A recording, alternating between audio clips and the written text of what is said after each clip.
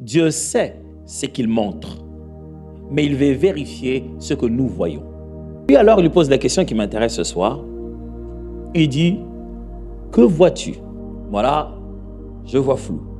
Bienvenue sur notre média chrétien, Joël Mully TV. Ici, nous ne publions pas simplement des vidéos. Nous semons des paroles qui relèvent, Je vais aborder éclairent une et pensée transforment. un équilibre à Chaque message est une voie d'encouragement, une exhortation vivante, une lumière pour ceux qui traversent des saisons difficiles. En vous abonnant, vous ne faites pas qu'un clic. Vous semez une semence spirituelle qui permet à l'Évangile de toucher encore plus de cœurs. Merci de marcher avec nous. Il dit, que vois-tu? Et il va lui poser cette question 2 fois. Et lorsqu'il lui dit, j'ai vu une branche d'amandier, Dieu répond, tu as bien vu. Est-il possible que Dieu nous montre et que ce soit nous qui ne voyons pas bien?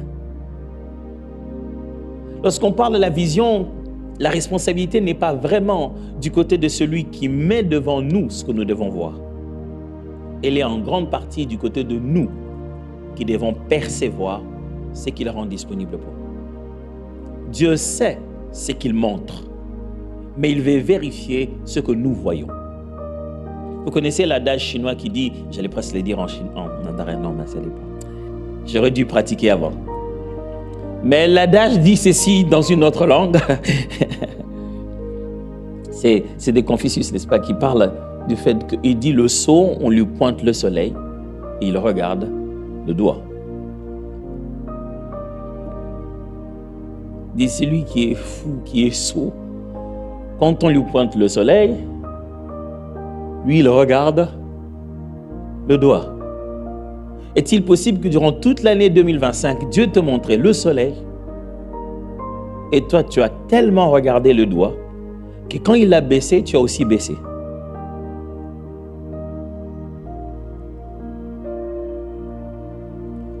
Cette année qui vient de commencer,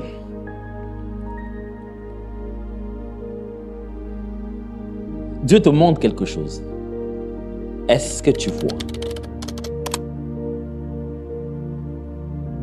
Est-ce que tu vois clairement? Si Dieu te posait cette question ce soir, qu'as-tu vu? Qu'est-ce que tu écrirais dans ton carnet? Qu'as-tu vu? Je vous ai raconté cette anecdote-là. J'ai un ami qui, je crois que ça devait être vers les années 2000, si ma mémoire est bonne, ça devait être, on quittait 99, on allait en 2000. Alors c'était les moments où les gens avaient les plus grandes résolutions et tout. S'ils savaient qu'il allait avoir l'IA, je pense qu'ils n'allaient pas dire tout ce qu'ils disaient là. Qu'on était encore très loin et qu'il allait avoir des robots. À ce moment-là, personne n'avait aidé. Mais quelques religions avaient prédit déjà la fin du monde. En ce moment-là, tout le monde a fait des résolutions incroyables. Et un de mes amis me dit, bah écoute, il m'appelle, me dit, ah comment ça va? Oui, ça va. Et puis il me dit, est-ce que tu peux pas me prêter, tu peux pas avoir $100, $200? C'était en 2000. Lui et moi, on connaissait $100. Mais on ne l'avait jamais personnellement vu. Je dis, mais qu'est-ce qu'il lui pourrait d'abord me demander de lui prêter $100? Puis je lui dis, écoute, je n'en ai pas encore. Il m'a dit, oui, mais parce que moi, j'ai un peu changé la vision de ma vie. Maintenant, cette année, c'est vraiment une année des grandes choses. Je dis que cette année, je ne vais plus demander des petites choses. Je vais directement commencer à demander aux gens à partir des 100. Donc, il reste toujours demandeur.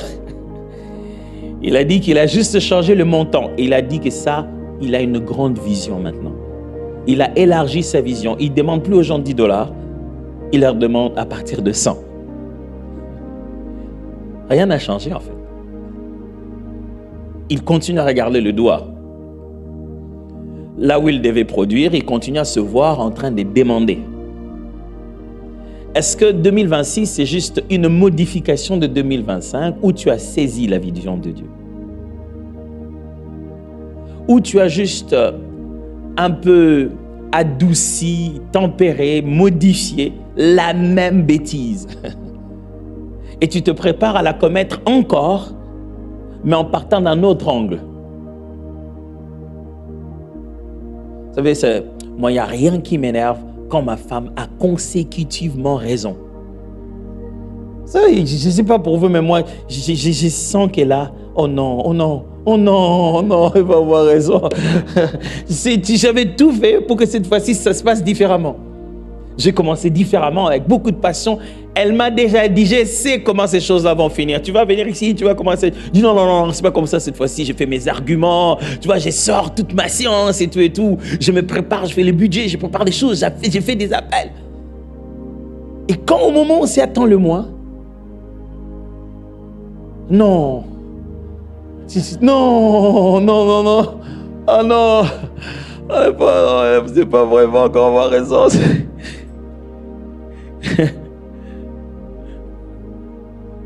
Je prie Dieu que en 2026, ça ne t'arrive pas, surtout pas en novembre, afin que tu aies fourni autant d'efforts et qu'en novembre, tu te rendes compte que tu as juste commis exactement la même erreur de 2025.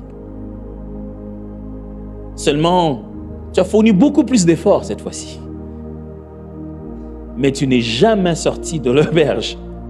Tu as toujours été dedans. Il y avait un adage d'un politicien de chez nous. C'est vrai que c'est drôle de citer un politicien en ce moment. Mais il était très réputé et il avait sa façon de critiquer le pouvoir. Et il disait toujours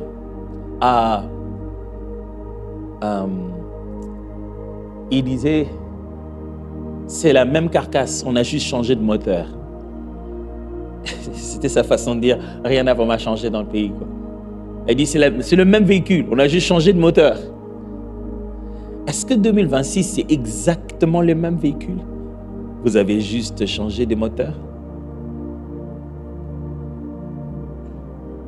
Qu'est-ce qui vous garantit que ça sera différent?